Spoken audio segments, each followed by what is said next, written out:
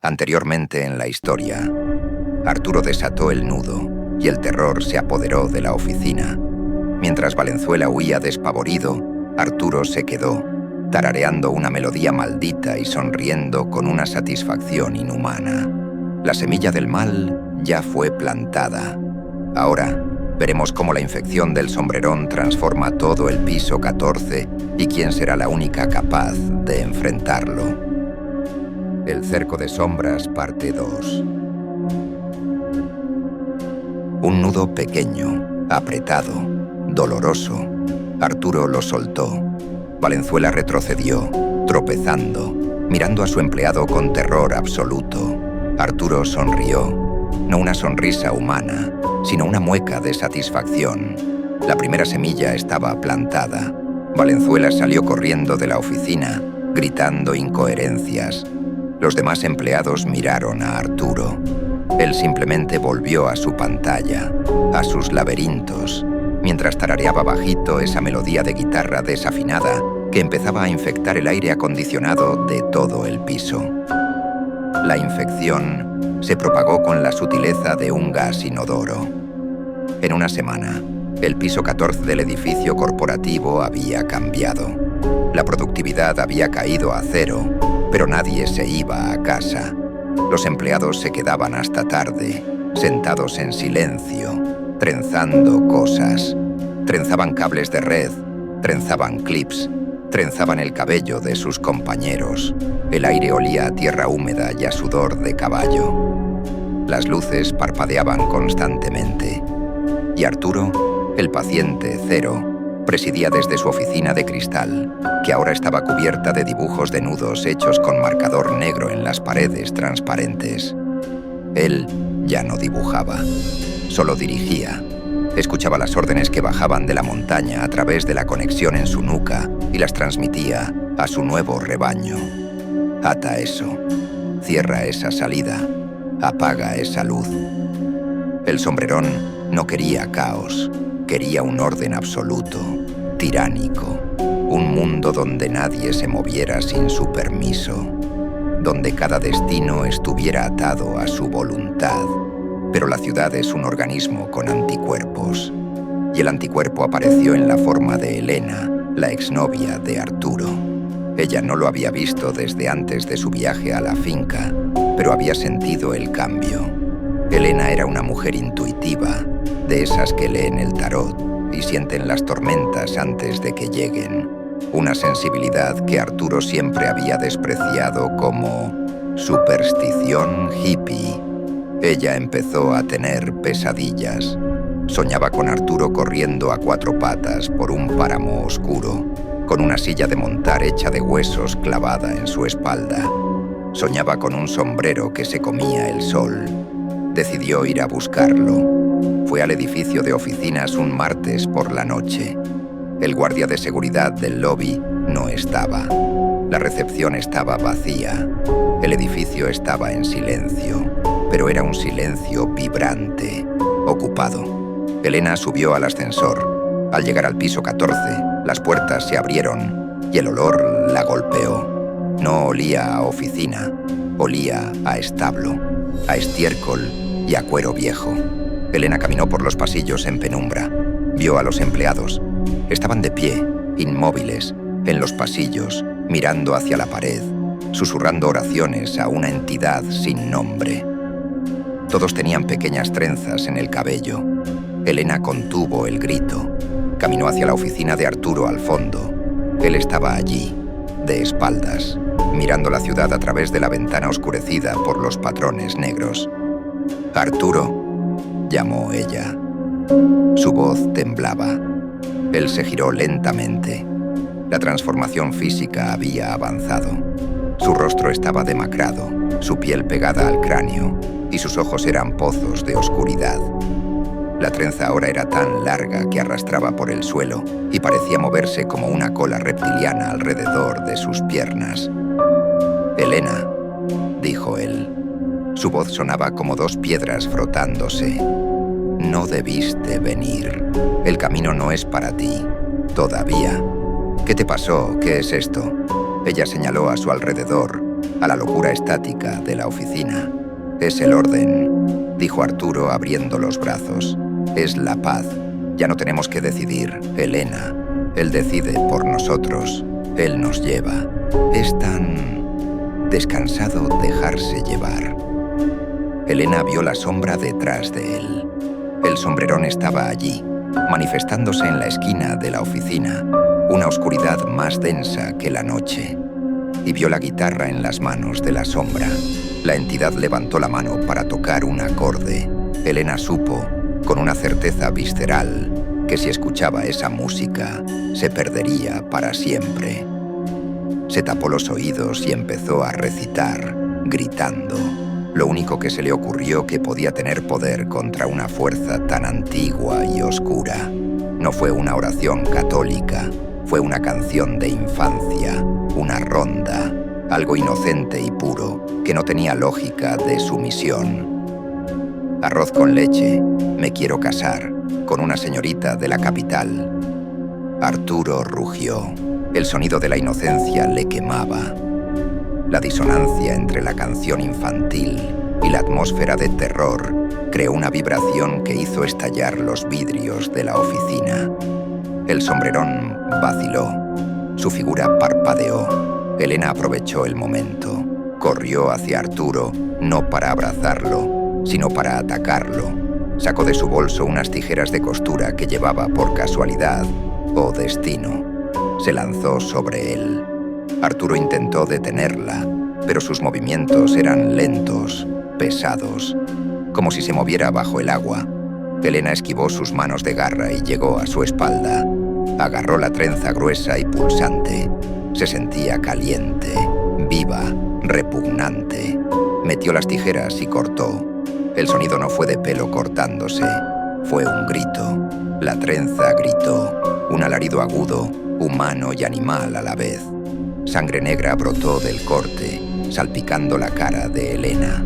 Arturo cayó al suelo, convulsionando, como si le hubieran cortado la médula espinal. La sombra del sombrerón se expandió, furiosa, llenando la habitación, apagando cualquier rastro de luz.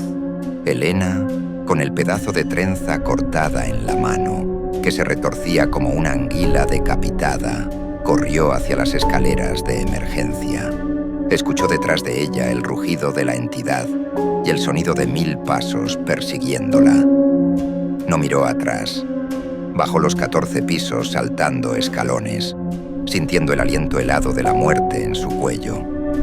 Al salir a la calle, bajo la lluvia, Elena no se detuvo. Corrió hasta mezclarse con la gente, con el tráfico, con la vida ruidosa y bendita de la ciudad que aún no había sido conquistada del todo. Miró lo que tenía en la mano. La trenza se estaba deshaciendo, convirtiéndose en polvo negro, en ceniza, pero en su palma quedó una marca, una quemadura en forma de nudo. Elena sabía que esto no había terminado. Arturo no estaba libre, solo estaba herido, y el sombrerón ahora sabía quién era ella. La guerra había sido declarada, no en la montaña, donde la leyenda era reina, sino aquí, en el asfalto, donde la luz eléctrica y el ruido eran las únicas trincheras. Elena levantó la vista hacia el edificio de oficinas. En el piso 14, vio una silueta en la ventana rota. Una silueta con un sombrero inmenso que la miraba, y aunque estaba a 100 metros de distancia, escuchó el silbido claramente en su oído derecho. «Fiu, te encontraré. Fiu, te trenzaré». Elena se subió el cuello de su abrigo y se perdió en la multitud, convirtiéndose en una sombra más, pero una sombra armada con tijeras y memoria. La noche en Bogotá apenas comenzaba. Iba a ser una noche muy larga. La herida en la nuca de Arturo no coaguló. La sangre que emanaba de la sección cercenada de la trenza no era roja, sino una sustancia viscosa, oscura y brillante como el petróleo crudo, que al tocar el suelo de la oficina no se esparcía, sino que se agrupaba en glóbulos temblorosos, pequeñas perlas de oscuridad que buscaban reunirse. Arturo aullaba. un sonido desarticulado que rebotaba en las paredes de cristal del rascacielos mientras se retorcía entre los escritorios de diseño. El dolor no era localizado, era una fractura en su arquitectura ontológica. Elena, al cortar el vínculo físico, no lo había liberado, sino que había creado un cortocircuito en la posesión. La entidad, el sombrerón, rugía desde las esquinas de la habitación.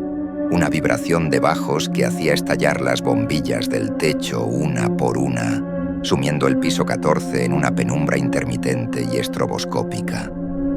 Los empleados, trenzados, esos cascarones vacíos que minutos antes oraban en silencio, reaccionaron ante el dolor de su capataz.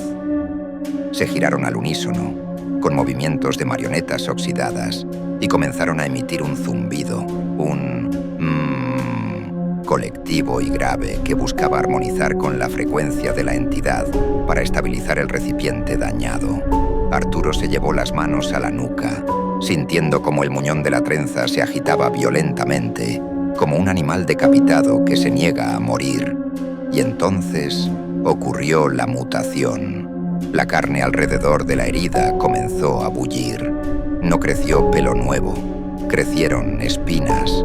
Pequeñas protuberancias óseas negras y afiladas brotaron de la base del cráneo, rasgando la piel, formando una corona de defensa alrededor del punto de conexión vulnerado.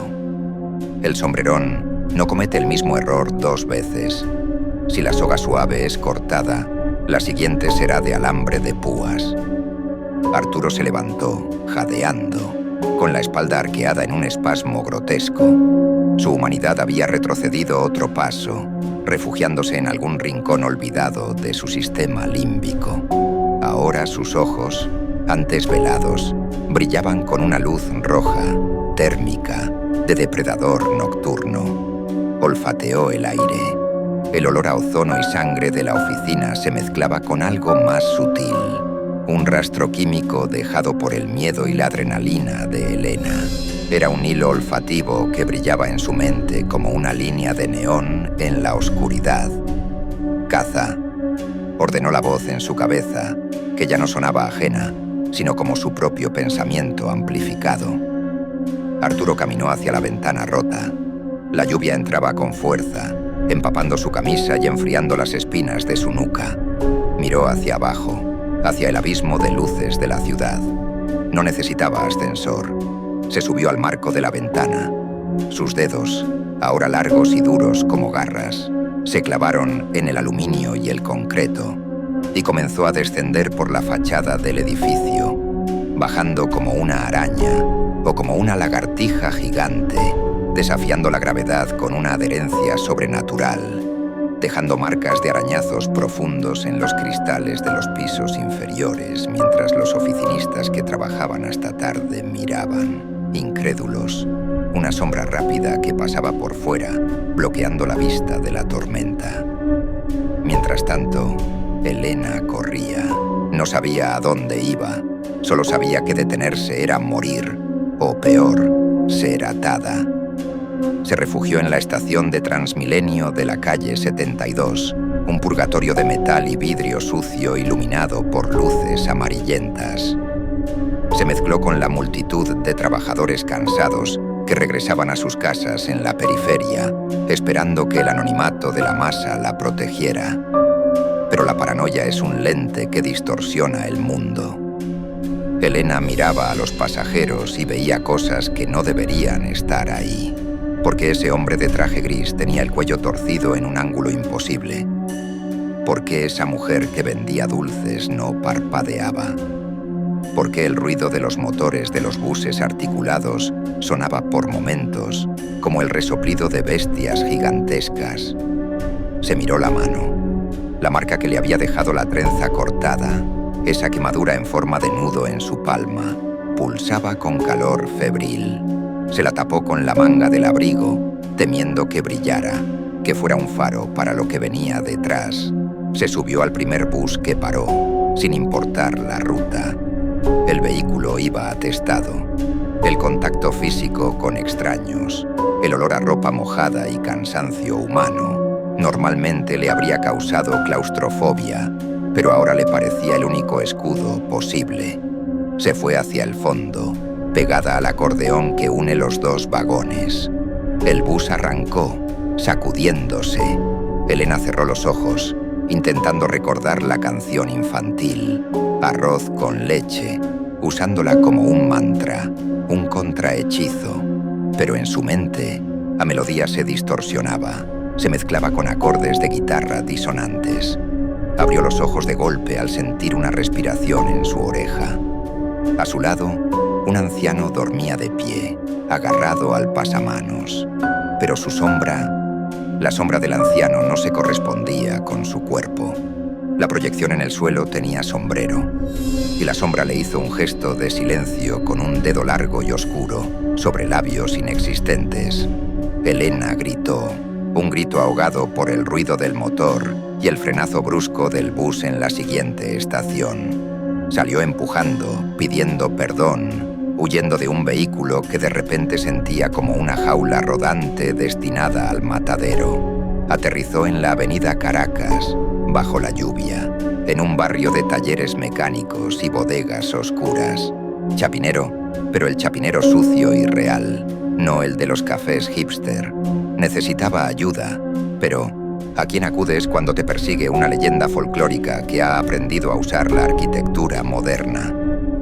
La policía la encerraría en un psiquiátrico, facilitando el trabajo del ente. La iglesia, tal vez. Pero recordaba las historias de su abuela. El sombrerón no le teme a la cruz, mija. Él es más viejo que la cruz en estas tierras. Él respeta el pacto, no el rosario.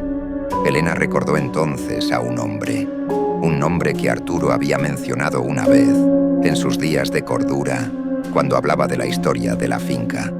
Hay un viejo en el archivo distrital, había dicho Arturo, riéndose. Un tal profesor Almansa, un loco que dice que Bogotá está construida sobre un cementerio de dioses muiscas y que las calles siguen líneas de sangre. En ese momento le pareció una curiosidad académica. Ahora le parecía la única esperanza. Mientras Elena buscaba un taxi que la llevara al centro, en el edificio de oficinas la realidad terminaba de romperse. El inspector Salcedo llegó a la escena 30 minutos después de la llamada, al 123, que reportaba disturbios y vandalismo. Salcedo era un hombre de 50 y tantos años, con el hígado curtido por el aguardiente y la piel grisácea de quien ha visto demasiados cadáveres en el río Bogotá. Odiaba el turno de noche, odiaba la lluvia y odiaba los edificios de lujo donde los ricos jugaban a tener problemas. Entró al lobby con su compañero, el patrullero Ramírez, un muchacho joven y supersticioso que llevaba un escapulario visible sobre el uniforme. Dicen que se volvieron locos en el piso 14, dijo Ramírez, revisando su arma. Seguro fue alguna droga de diseño o una intoxicación masiva por comida china. Gruñó Salcedo presionando el botón del ascensor, pero el ascensor no funcionaba. Las puertas estaban abiertas, pero la cabina no estaba, y del hueco del ascensor subía un olor. Salcedo, con 30 años de experiencia policial, conocía el olor de la muerte, de la pólvora, de la sangre vieja, pero esto era nuevo. Olía a monte, a selva podrida, a animal salvaje mojado, y se oía algo, un eco lejano, subiendo por el túnel de concreto. Clop, clop, clop. ¿Oye eso, mi inspector?, susurró Ramírez pálido. Son las tuberías, huevón. Vamos por las escaleras. Subieron 14 pisos. A medida que ascendían, el aire se volvía más denso, más difícil de respirar. En el piso 10, las luces de emergencia parpadeaban. En el 12, encontraron la primera marca. En la pared de la escalera, alguien había dibujado con sangre o con brea negra un espiral perfecto, un nudo infinito. Ramírez se persignó. Salcedo tocó la sustancia. Estaba caliente. Al llegar al piso 14, la puerta de acceso estaba deformada. abombada hacia afuera como si algo hubiera intentado salir a empujones o entrar. Salcedo pateó la puerta. La oficina estaba en silencio, pero no vacía. 12 personas, hombres y mujeres en trajes de oficina, estaban de pie en el centro del espacio abierto. Formaban un círculo perfecto. Estaban tomados de la mano, pero no se miraban entre sí. Miraban hacia arriba, hacia el techo, con las bocas abiertas en una O silenciosa. «¡Policía Nacional!», gritó Salcedo, apuntando con su arma. «Todo el mundo al suelo». Nadie se movió, ni un músculo. Salcedo se acercó al más cercano, un hombre con gafas rotas. «Señor, ¿me escucha?». El hombre bajó la mirada lentamente. Sus ojos eran blancos, y entonces Salcedo lo vio. El cabello del hombre estaba trenzado con el cabello de la mujer a su lado, y el de ella con el del siguiente. Todos estaban unidos, cosidos unos a otros por sus cabelleras, formando una sola entidad, un solo organismo circular.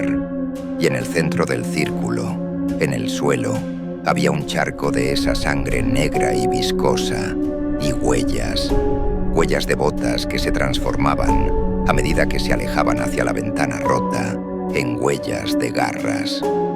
«Dios mío», murmuró Ramírez, retrocediendo. Están cosidos». «No», corrigió Salcedo sintiendo un frío atroz en el estómago. «Están trenzados». De repente, los 12 oficinistas giraron la cabeza hacia los policías. El movimiento fue tan brusco que se oyó el crujido de vértebras cervicales. Abrieron las bocas y hablaron al unísono, con una voz que no era la suya, sino una superposición de susurros y graznidos. «El jinete tiene sed. El jinete busca a la yegua que muerde. No interfieran con la doma». Ramírez gritó y disparó su arma por accidente. El disparo rompió un monitor, pero el círculo no se inmutó. Salcedo, entendiendo que su pistola era tan útil allí como un juguete de agua en un incendio, agarró a Ramírez por el chaleco y lo arrastró hacia la salida. «Vámonos. Esto no es para nosotros. Llama al SMAD. Llama al ejército. Llama a un maldito cura. Pero vámonos». Bajaron corriendo, perseguidos por las risas suaves de los trenzados y por el sonido de una guitarra que empezó a sonar por los altavoces del techo, tocando una melodía que hacía doler los dientes. En la calle, Arturo avanzaba. Ya no necesitaba esconderse tanto. La lluvia y la noche eran sus aliados, y el sombrerón le había otorgado el don de la indiferencia.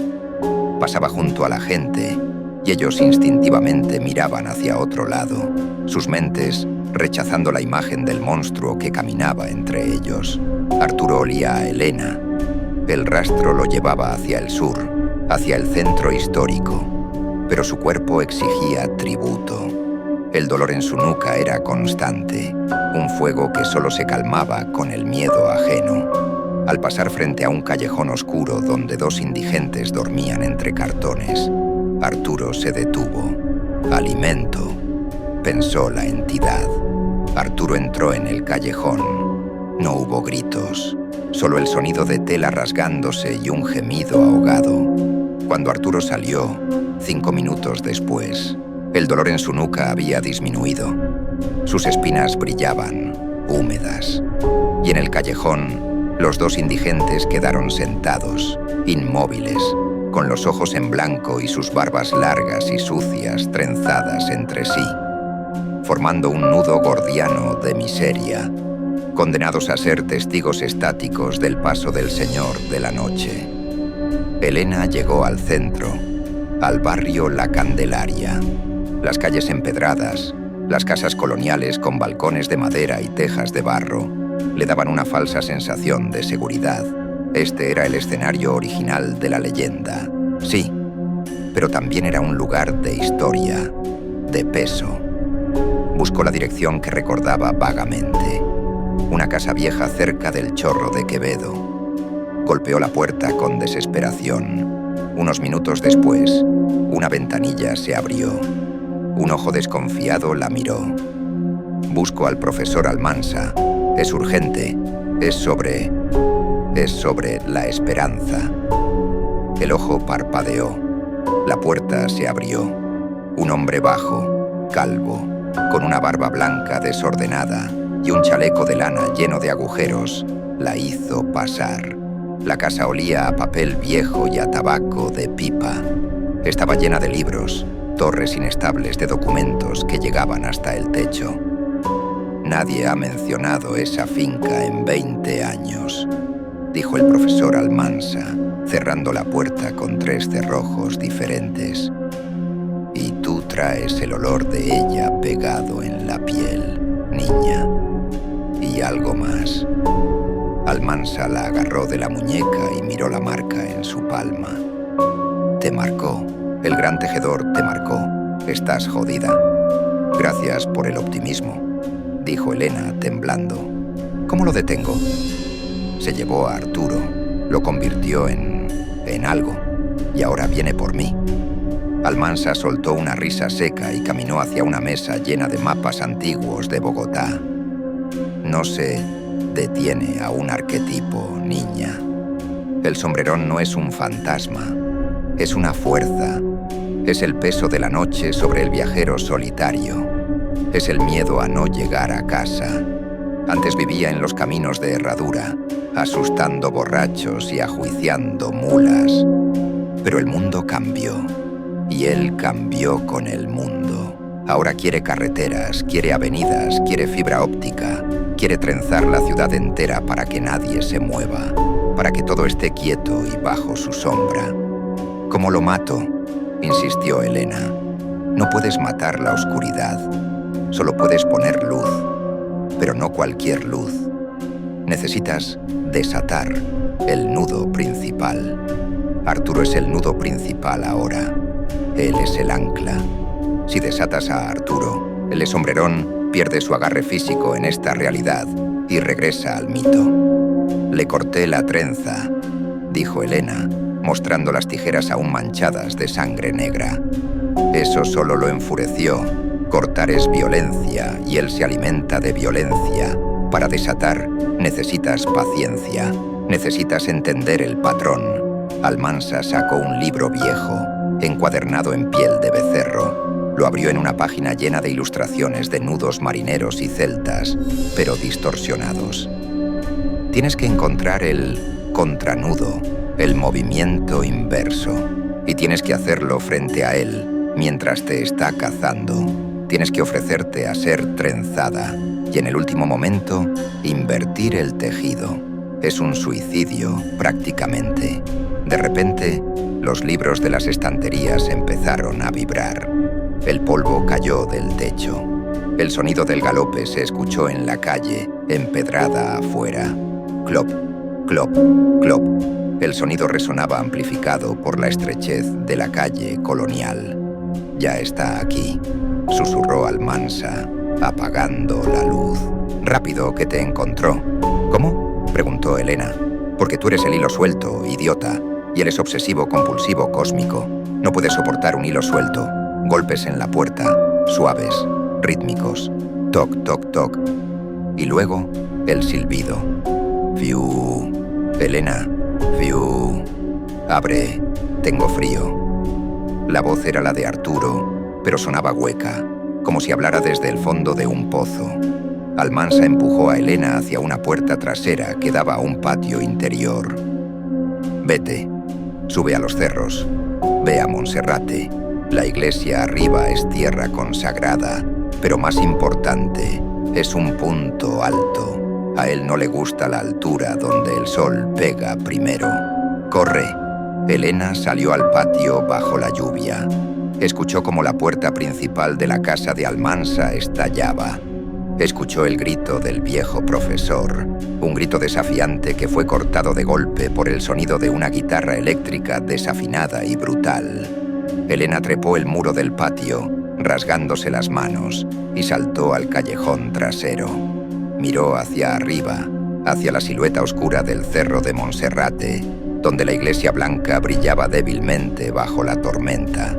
Era una subida imposible, un vía crucis de madrugada, pero era su única opción. Arturo entró en la casa del profesor.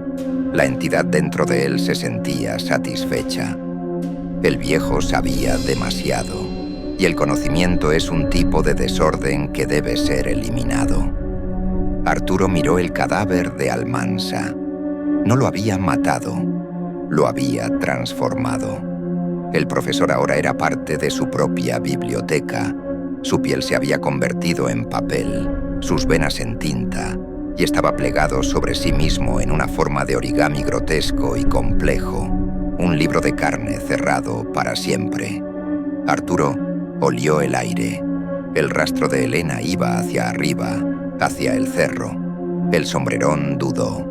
La montaña sagrada, territorio de otra fuerza. Pero el hambre era mayor que el respeto territorial. «Sube», ordenó la sombra. «Si ella busca a Dios, nosotros le mostraremos un Dios más antiguo». Arturo salió a la calle, rugió a la luna oculta tras las nubes y comenzó a correr hacia el funicular, hacia el sendero peatonal. Sus piernas cambiaron, los huesos se alargaron, los pies se fusionaron, las botas reventaron. Ahora corría sobre pezuñas de obsidiana. La transformación estaba al 80%. Pronto el hombre desaparecería por completo y solo quedaría la bestia del apocalipsis andino. En la base del cerro, Salcedo, el inspector, estaba sentado en su patrulla, fumando con manos temblorosas. Había huido del edificio de oficinas, pero la radio de la policía estaba loca. Reportes de caballos negros en toda la ciudad. Reportes de gente paralizada en las calles. Salcedo sabía que no podía huir. Era un cobarde, sí, pero un cobarde con placa. Vio pasar la sombra veloz de Arturo cruzando la avenida circunvalar hacia el cerro. Vio las chispas que sacaban sus cascos al golpear el asfalto. «Mierda», susurró Salcedo. Arrancó el coche. No podía detener a eso, pero tal vez podía ser un estorbo. Tal vez podía ganar tiempo. Sacó la botella de aguardiente que guardaba bajo el asiento. Le dio un trago largo, un trago de despedida, y aceleró detrás del monstruo, subiendo por la rampa peatonal con el coche patrulla, rompiendo la barrera de acceso, decidido a llevar su escepticismo hasta las últimas consecuencias, hasta las puertas del cielo bogotano o del infierno que venía subiendo detrás de él. La subida a Monserrate no es un camino, es una penitencia tallada en la piedra viva de la montaña. Para Elena, cada escalón irregular, resbaladizo por la mezcla de llovizna y musgo, era un golpe de martillo en sus rodillas. El sendero se estiraba hacia arriba, serpenteando entre la vegetación densa del bosque alto andino, un túnel verde que en las noches normales olía a eucalipto y tierra mojada, pero que esa noche hedía a algo antiguo y podrido, a flores de cementerio dejadas demasiado tiempo bajo el sol. No había peregrinos, no había deportistas madrugadores, no había vendedores de chicha, solo la soledad vertical y el sonido de su propia respiración rasposa. Un fuelle roto que luchaba por extraer oxígeno de un aire cada vez más delgado. Arriba, muy arriba, la iglesia blanca brillaba como un hueso expuesto bajo la luz de la luna tormentosa. Una promesa de santuario que parecía alejarse a medida que ella subía, como si la montaña misma estuviera creciendo, estirándose para impedirle llegar a la cima. Elena se detuvo un segundo en la cuarta estación del Vía Crucis. La estatua de cemento, que representaba a Jesús encontrándose con su madre, parecía distinta bajo la penumbra. Las sombras de los árboles se proyectaban sobre los rostros de piedra, distorsionando las expresiones de dolor sagrado en muecas de terror profano. Y al mirar de cerca, Elena ahogó un grito.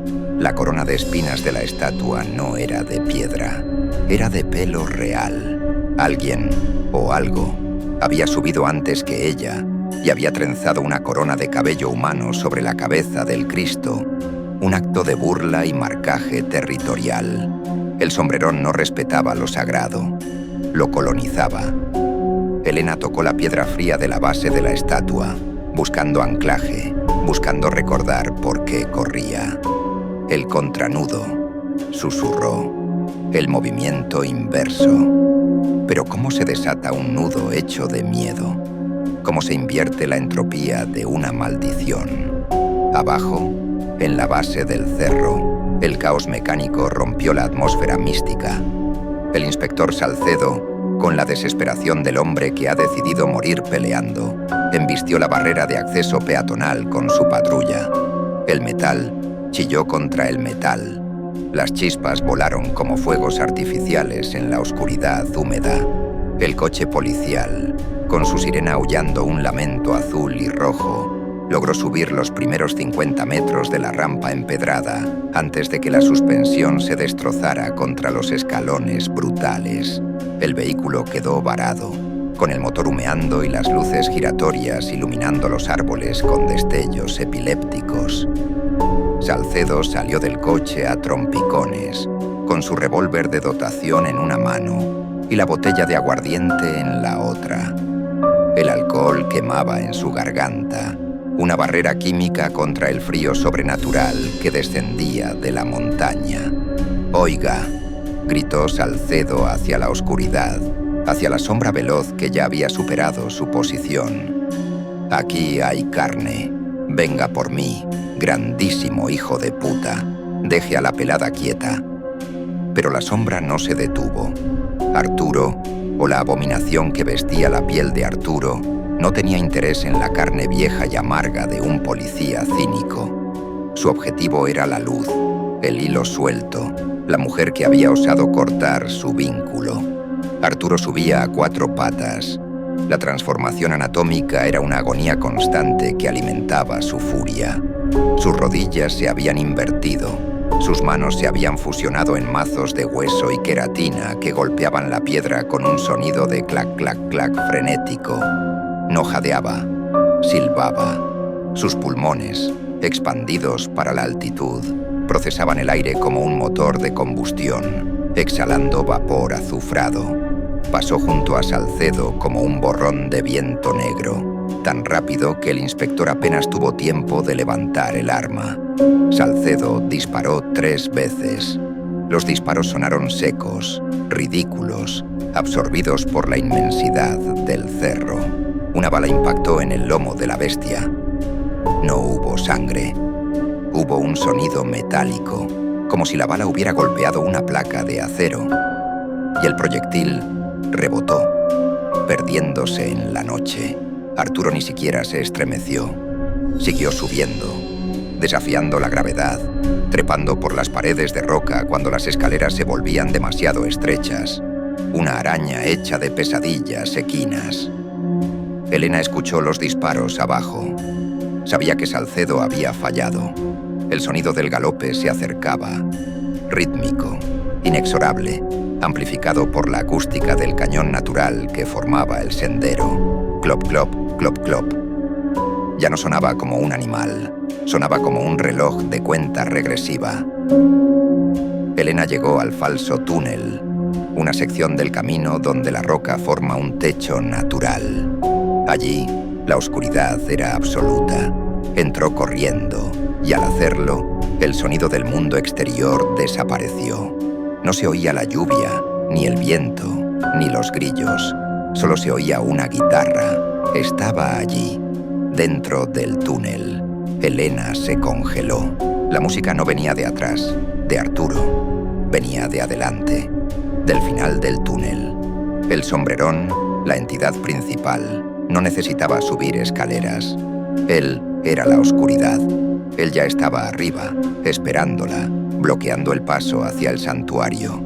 O tal vez, se dio cuenta Elena con un horror frío, el túnel no era un paso, era una garganta. Una figura se materializó en la salida del túnel. La silueta inconfundible del sombrero de ala ancha recortada contra la luz lechosa de la luna. «Subir es inútil», dijo la voz, resonando en las piedras húmedas. El cielo está cerrado. Yo le puse un candado a las nubes. Arriba no hay Dios, Helena. Solo hay frío. Helena retrocedió paso a paso. Detrás de ella, el sonido de los cascos de Arturo se hacía más fuerte. Estaba atrapada, el martillo y el yunque, la bestia subiendo y el amo esperando. «Tú no eres dueño de la montaña», dijo Helena, su voz temblando pero clara. Recordó las palabras de Almansa. «El patrón. Entiende el patrón». Miró al suelo. El túnel estaba pavimentado con piedras irregulares, pero al mirarlas bajo la influencia de su propia adrenalina y de la cercanía con la entidad, vio que las piedras formaban un dibujo. No eran aleatorias. El camino de Monserrate, construido hacía siglos, tenía un diseño. Las piedras estaban dispuestas en espiral. El camino mismo era una trenza de roca incrustada en la tierra. El cerco se ha cerrado. Helena está atrapada en el falso túnel de Monserrate. Detrás, la bestia que fue Arturo sube imparable. Delante, el sombrerón bloquea la salida. Salcedo ha caído y el cielo está cerrado. Es el martillo contra el yunque. ¿Podrá Helena encontrar el contranudo antes de ser devorada por la oscuridad? La parte 3, el final, estará disponible próximamente.